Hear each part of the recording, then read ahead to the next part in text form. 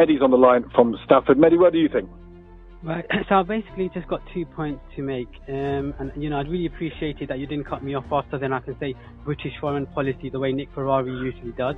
Mehdi, I'm very happy to have, like I said, I think there's good sense on all the arguments in this, so go for it. Yeah, sure. So the first point is that 101% agree with Jeremy Corbyn. Now, usually what the media and establishment does is that they present the history of terrorism beginning on 9/11. Yeah, if you can go right into history, the history of terrorism began with the colonization of brown people and enslavement of black people. In 1916, the British and French empires carved up the Muslim world based upon their own political and economic interests. And to support this new political order, you popped up dictators across literally, without an exception, every single Muslim country. You imposed the Saudis upon Arabia, the spiritual heart of the Muslim world. You imposed Zionism upon Palestine.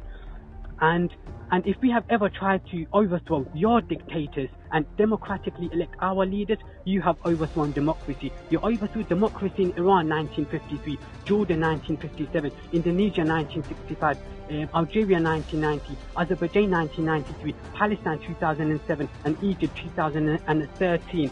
Now, just to get a bit more specific, it's hard to get more specific than that, I don't think. Sorry? It's hard to get more specific than that. You've just listed a load of specifics. Yeah, well, that's more of a general thing, right? But Is it? Go on.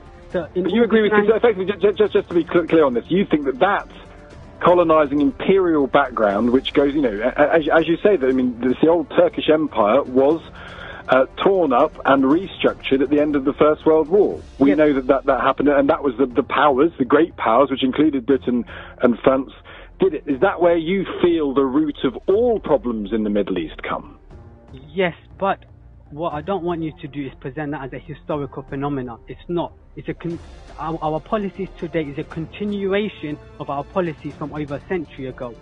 One point, Mehdi, I'm interested in is, how does that account for some of the violence which stems out of the Sunni-Shia divide, which has nothing to do with British imperialism? So let me give you one example. Iraq has had the highest intermarriages between Sunni and Shia before the Anglo-American alliance invaded it. Now we're at each other's throat, trying to kill each other. You invaded it.